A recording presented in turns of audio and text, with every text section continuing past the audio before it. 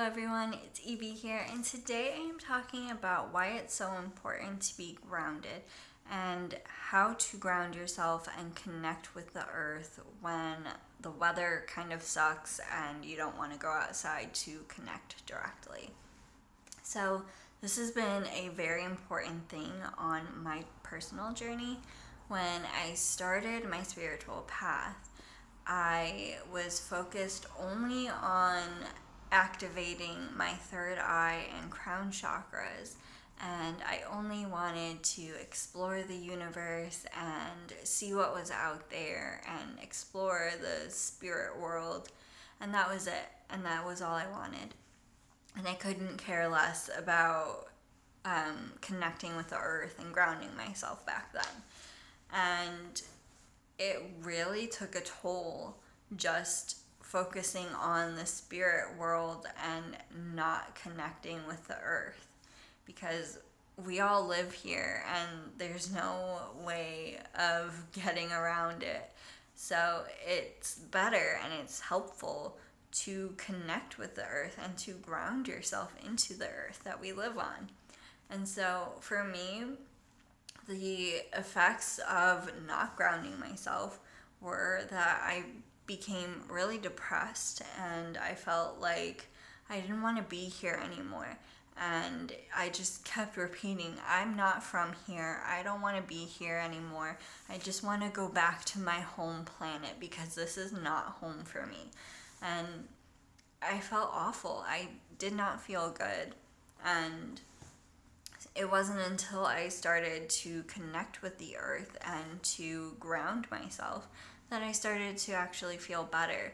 And now I actually feel like I'm at home here, that I do belong here. And so that's a simple enough reason for why it's so important to connect with the earth and to really ground yourself.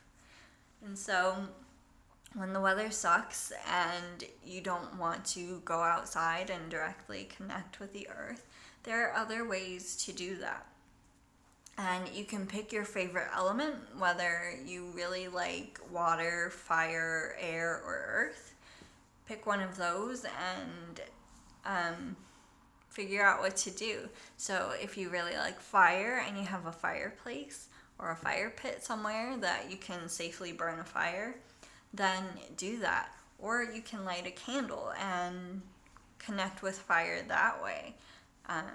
So that way you can just gaze at the fire and connect with it and ground yourself through that. Or if you really like water, you can consciously drink your water and connect with that element that way. Or take a relaxing bath and connect with the water that way as well.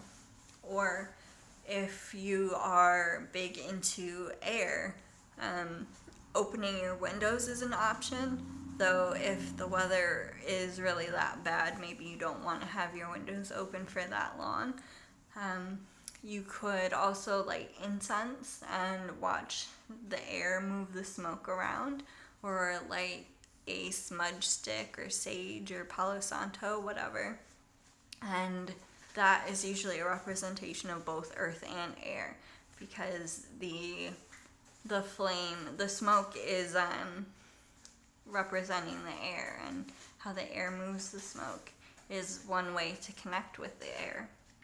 And then there's earth, which there are so many different ways to connect with earth. I favor crystals. I will sometimes hold a crystal while I'm meditating, or just hold a crystal and look at it. And like, I have this labradorite that just shines and has these cool little flashes. And so I look at it in amazement and connect with it, and not really even meditating, just taking the time to appreciate that little bit of earth in my hands. Or if you have houseplants, take care of them and connect with the earth through those houseplants. And that can be very therapeutic, and that can be very helpful if you're trying to connect with the earth. And it'll really help you feel more present within yourself and within the planet that we live on. And it'll be so beneficial because when you are taking the time to connect with this world and this planet, the earth is also reciprocating and providing you with support.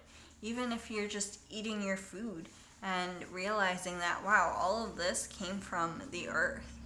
No matter what your meal is, it all came from the earth. And that's a way to connect with the earth as well and be grateful for that. You know, the earth provided you with that.